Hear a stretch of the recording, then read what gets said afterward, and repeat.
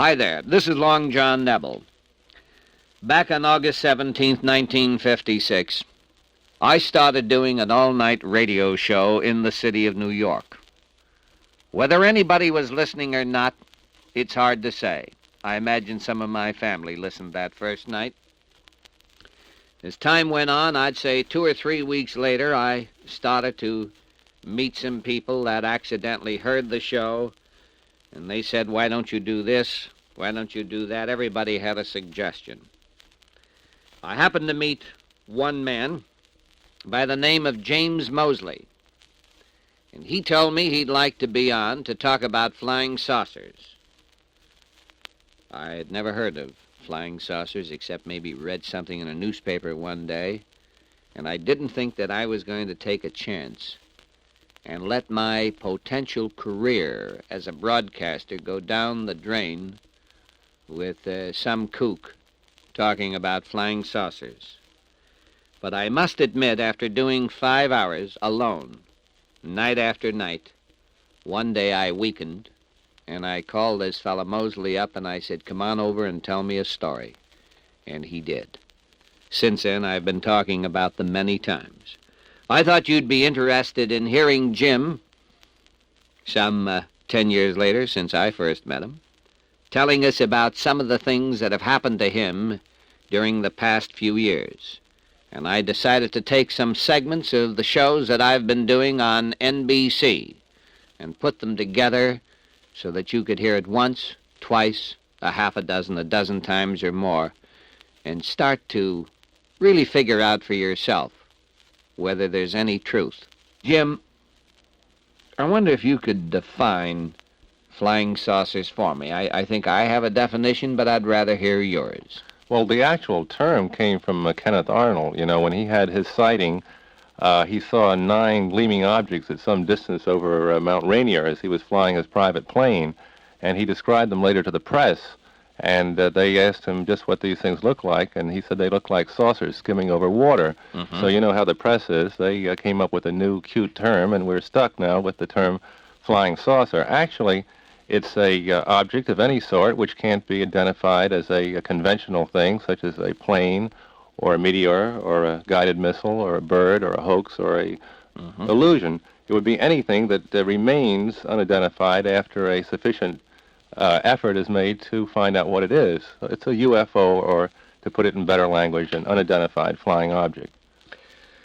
Well, now, you were the man who founded and the editor, I guess, of Saucer News. And this has been published for how many years now? 14 years, John.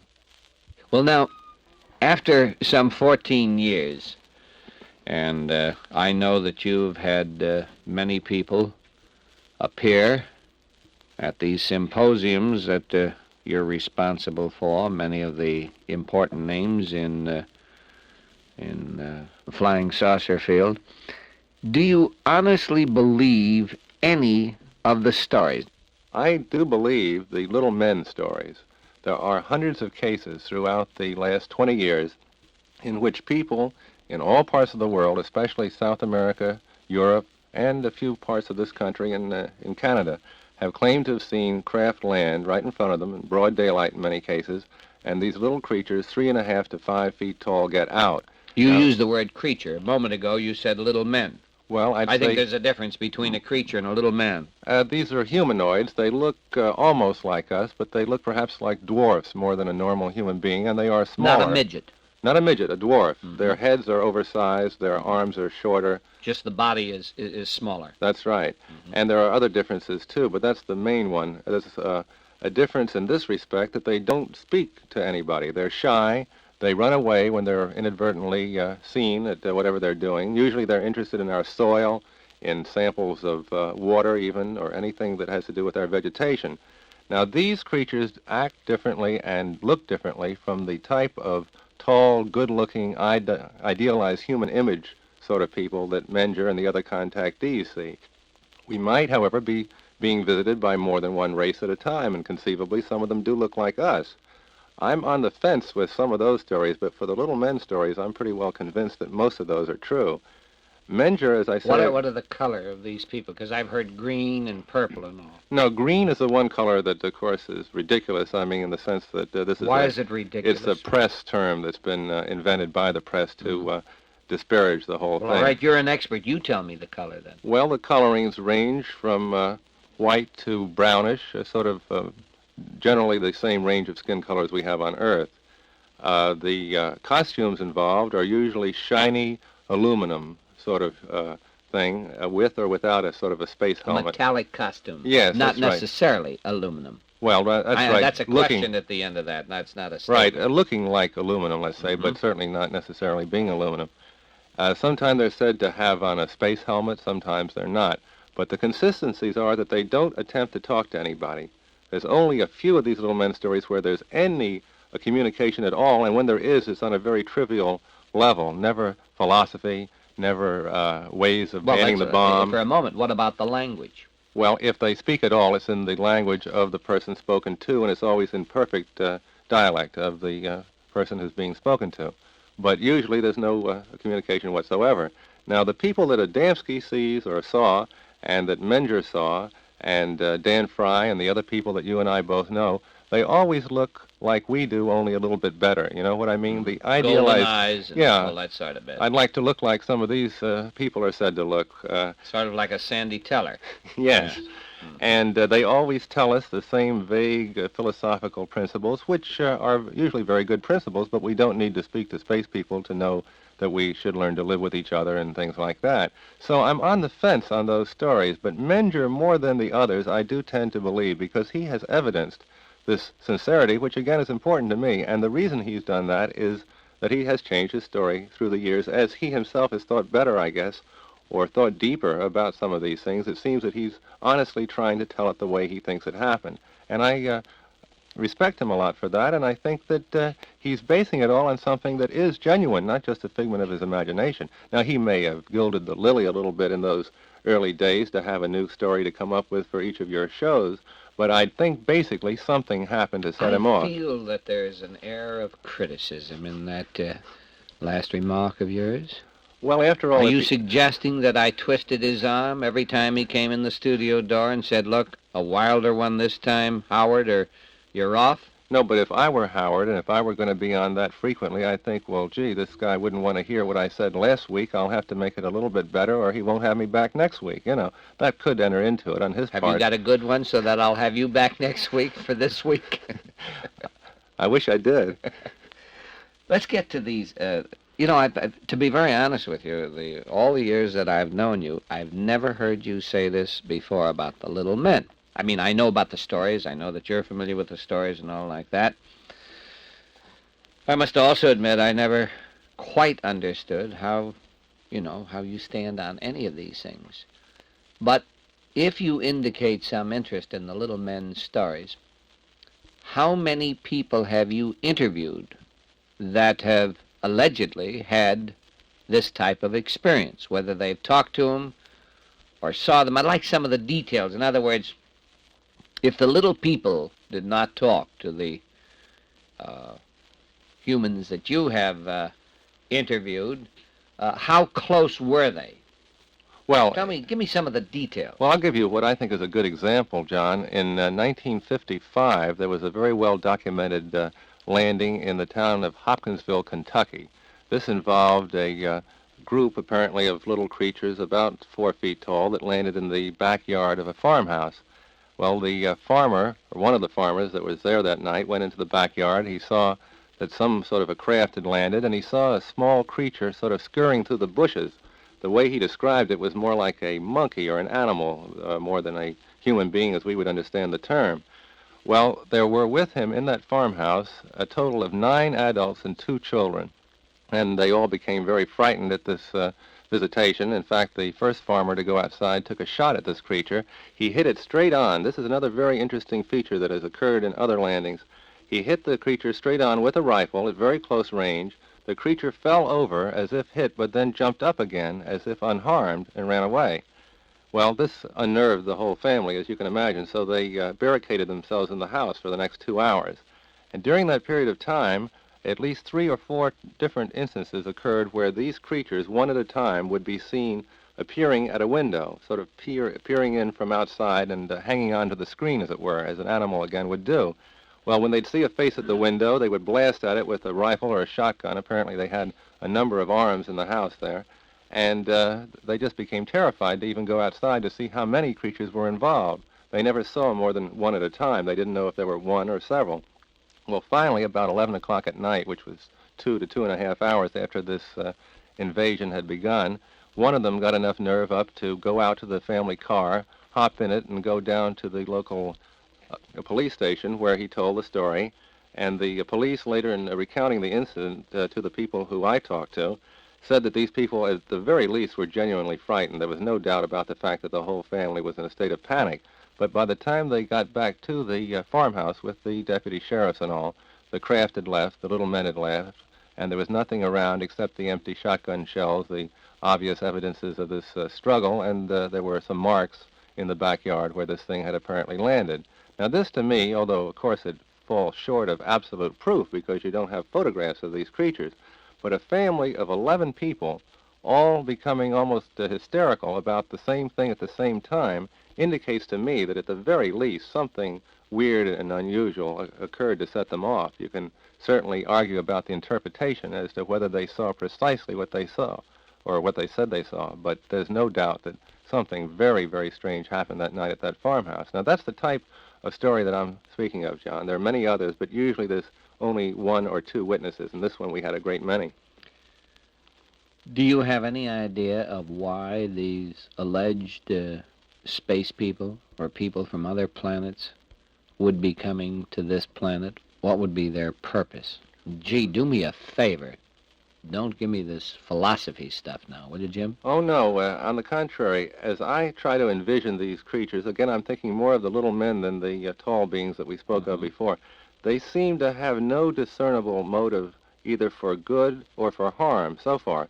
They are alien in the full sense of the word. They are weird. They are looking a lot like us, but their motives are beyond our comprehension. Why should they be around, as we can assume, for hundreds of years without making open contact? Why do they flee whenever we get close? Wait a minute. You said hundreds of years. Well, we don't have any evidence to support hundreds of years, well, do we? the works of Charles Fort, which I'm sure you know something about, go into some of these stories, which I couldn't quote right off the cuff, but I know some of these little men stories go back at least into the 19th century, and the UFOs, of course, go back into all the Middle Ages and ancient history as far as that goes.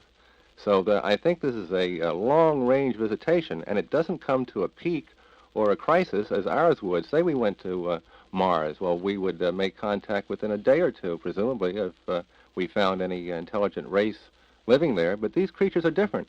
They don't want anything to do with us. They are perhaps afraid of us. Perhaps they're just interested in their own activities. We don't know. I've spoken to a couple of my friends who are working on books now, and they have investigated some of these little men cases recently firsthand, and they don't know. Nobody can come up with a motive that makes sense. That's what makes it so odd, John. There's no discernible pattern. There is no discernible reason.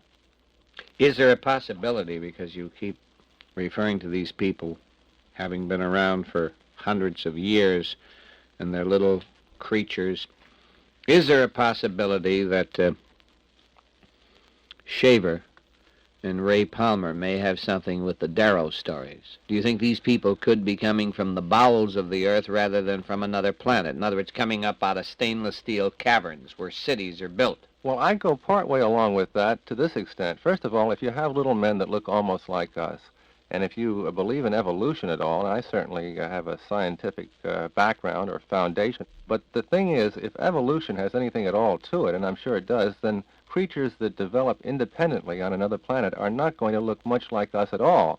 Now, that's the point here. If these creatures look a lot like us, they must probably have a common ancestry somewhere way back.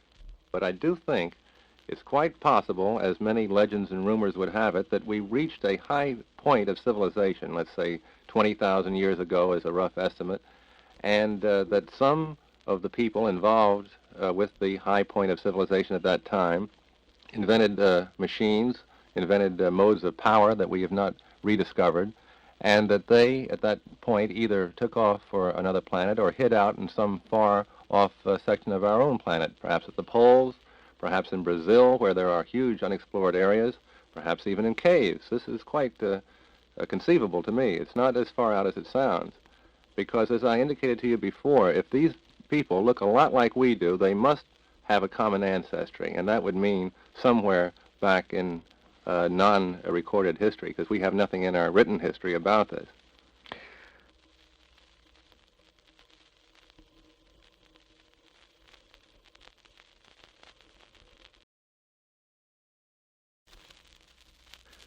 There was a young man who recently appeared on my program, and I had met him a number of years ago, and I must admit I sort of forgot about him.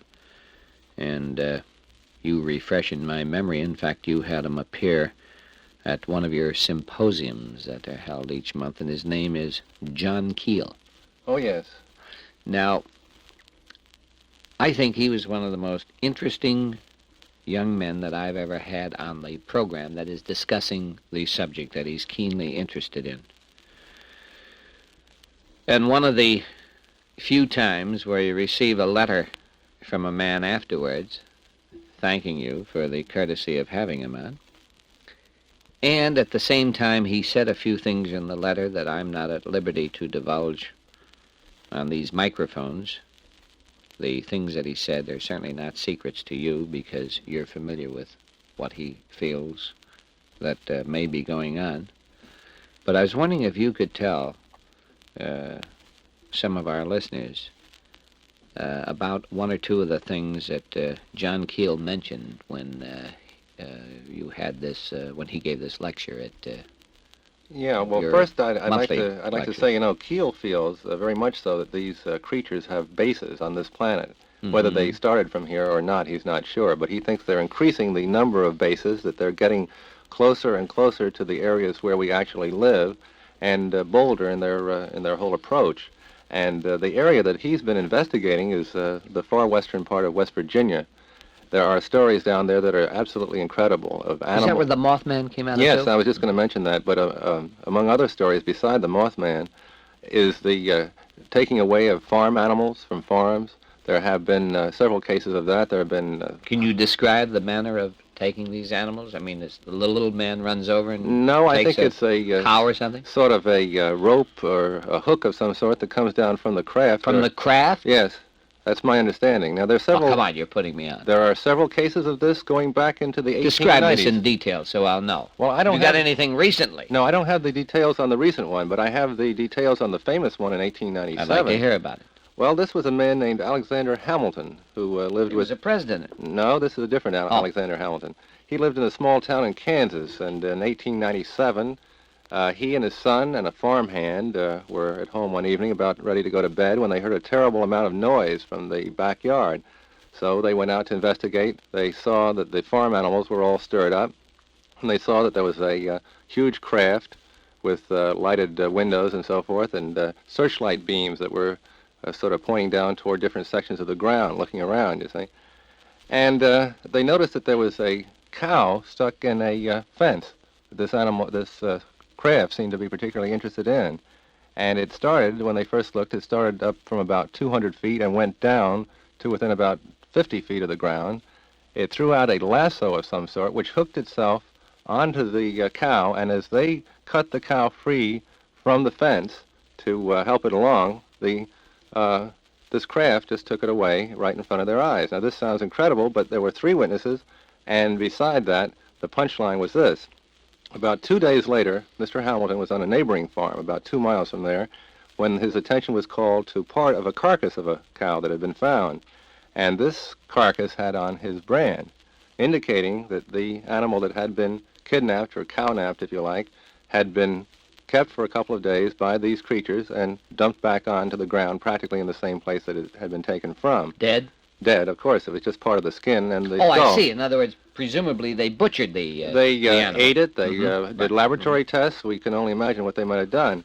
Now, this is the classic case of this kind of thing happening, and according to John Keel, and I don't have the details with me, but similar or almost identical things have happened in West Virginia in very recent months. in addition to these other cases, such as Mothman, which is also equally interesting and incredible. I'm somewhat familiar with the Mothman story because one afternoon when we were having lunch with Sandy Teller, you told us the story, but I think it would be unfair to our listeners if they were not made aware of it. Do you want to tell the story now, please? Well, there are about 24 instances now of a creature having been seen, said to have about a 10-foot wingspan, said to have the torso of a human being, but no arms or legs. And it's simply seen either on the ground or flying at high speeds, chasing automobiles, making a sound in some cases like a aircraft would, as if it had a motor. It's the most peculiar group of sightings that I have ever heard about, and I wouldn't believe them except, as often happens in these so-called flaps, whether it's a saucer flap or a flap of this kind, a great number of stories with almost identical details have come out from people in widely separated areas, and they all sound just about the same. Now, whether this is a form of a craft even, or whether it is a actual flesh and blood animal, I don't know, and I don't even know where the term Mothman came from. But I do know that this is a very common occurrence, apparently only in recent months, and apparently only in an area of perhaps 10,000 square miles down in that particular part of West Virginia. It seems to me that a number of years ago, a gentleman, I was going to say we both know him, actually he's going to be appearing at the convention. I'm referring to Gray Barker. It seems that in his first book, was it The Three Men in Black, or They Knew Too Much About Flying? They knew too much about They flying knew saucers. too much about flying saucers. Didn't he have a story in his book about something happening in Virginia or West Virginia, and wasn't the name Ivan Sanderson mentioned as an investigator? I'm not quite clear. I hope you can pick up these little threads and weave them together and get a tapestry of a question of some kind out of it. Well, Ivan was down there at the same time Gray was. Several other newspaper reporters also went. It was the Flatwoods Monster case in 1952. Mm-hmm. And this was a unique occurrence in that we haven't had any things since then that would tend to add any weight to the first occurrence. But apparently it was perfectly valid. There was a group of about 7 people, including a number of children and about 2 adults, who saw this craft land at the top of a hill. This was early evening. And when they got up to the hill, they saw this monster, something like 10 feet high, hovering off the ground, and they smelled a terrible odor. The dog that went up the hill with them fled in terror, and they fled in terror just a little bit after that. And as I recall, afterwards, track marks of some sort were found at the top of the hill, and there was a big investigation by the Air Force and so forth, and Ivan Sanderson was representing a North American Newspaper Alliance, and he went down there, and Ivan and Gray Barker met, I think, for the first time when they were both down there talking to these witnesses. So this became, I guess, the first big investigation that Gray Barker did. Soon after that, I guess based partly on the interest stirred up in his mind by that case, he started his saucer organization and his magazine and finally got into the publishing business. I think one thing led straight from another, you know. Let's actually talk about Jim Moseley for a moment. Does Jim Moseley believe in flying saucers? Well, I believe that at the very least you can say that a phenomenon is going on and has been going on for years that is completely beyond the level even of our present-day science, let alone the science we had back in the 19th and 18th century when these things first started to be recorded. So you've got a craft, apparently, under intelligent control, apparently, and we don't know where it comes from or why. Now, if we accept, as I do, some of the landing stories, then you at least can say that there are pilots involved that look something like us or possibly even exactly like us. But beyond that, I can't go. I can't answer all the questions on flying saucers as far as the motives are concerned. I have more unanswered questions today than when I started this research back in 1954. Have you ever seen a saucer yourself, Jim? I've seen 2 or 3 things that weren't awfully close or detailed, but I think the most interesting was back in 1954. I had read one of Major Kehoe's books, and a couple down in Orangeburg, South Carolina, were described as having seen a craft in the sky. So I was on a trip around the country at that point, interviewing a lot of people, and I stopped in to see this couple about 9 o'clock one evening. Well, the time became fairly important because it turned out, although I didn't know it, this was the time of evening that they very frequently saw these craft. Not every night, but most nights. So they said to me, after telling me their story and sort of confirming what had been written in Kehoe's book, they said, well, why don't we go outside and turn the porch lights out, and perhaps it'll come by again. Well, I started to think this couple, although they seemed very normal and average, I started to think perhaps they were a little crazy, because you don't see saucers that often unless you're making some terrible mistake, usually. So I went along with them, and we went outside. We turned the porch lights out. We waited less than 5 minutes, I guess, looking up, and all of a sudden this object came into view, apparently very high, a white, bright, star-like thing, but much brighter than any star or planet, going in a approximately straight line. I say that because it was like a automobile would sort of weave in and out of traffic on a straight road. It was always going off a little to the left or right, but always coming back onto a straight course.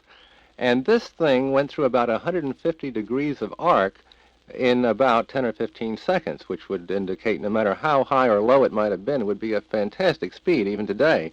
And the point is, this was in 1954. There were no satellites until 1957. This could have been a satellite if it happened now, but at that time it couldn't have been. It was very silent, completely silent. And a second object, just about the same description, but with an orange pulsating light surrounding the central white glow, went by about half a minute or so later and followed exactly the same type of course. Well, I called the local Air Force base, and they were very interested and kept me on the phone at my expense for almost an hour describing this incident, and of course that was the last that I heard about it. But I would say that that was probably the most interesting saucer case that I ever had, and I have never had a close-up sighting as I would like to have had, and I hope perhaps someday I will. Jim, there are a number of magazines that have recently hit the newsstands. And through the years, for some 14 years that you have published saucer news, you have had photographs. When I say photographs, I'm referring to photographs of so-called flying saucers. Do you think that there are any legitimate flying saucer pictures? And I'm not talking about a light in the sky, but I'm talking about photographs that, one that comes to my mind right at the present time is the photograph that was made with a Polaroid camera by Howard Menger. I think you're familiar with that one. There's presumably in the foreground, lady, and there seems to be an area where there's large weeds, some type of growth that's in front of her. She's standing in these weeds, I would say, and behind her is a craft. We'll call it a flying saucer. Are you familiar with that picture at all? Yes, I've seen it. It's one of a series that he took. They're True, all yes. about the same, right? Mm-hmm. You see a glowing craft in the background, then Right. you see the outline of people in the foreground. Looks like an Adamski a little craft, bit. if we could A little label bit, it that yeah. way. Yes. Those particular pictures I certainly couldn't say about, but the general story on still pictures is simply this. Even the ones that are genuine, and presumably if saucers can be seen, they can certainly be photographed once in a while, but they're only as good as the story that goes with them, or the character and integrity of the people that tell the story. Because any still picture, I'm sure any photographer would tell you, John, and you're a photographer, I guess you know too, that it's easy to fake any of these things or to duplicate them. And the fact that it could be duplicated in the dark room or by a double exposure or by throwing up a garbage lid or something doesn't in itself negate the value of the picture. It just means that there is no proof involved with a still.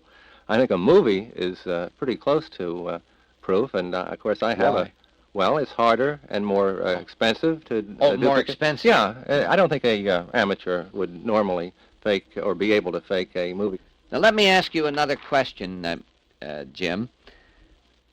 We were just talking about flying saucer pictures.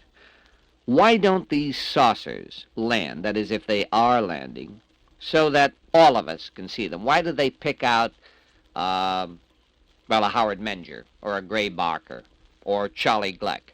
Well, we were talking about that, John. It seems to me that they're shy, that they're afraid of us, that they don't want to prove anything to us. I think it's as simple as that.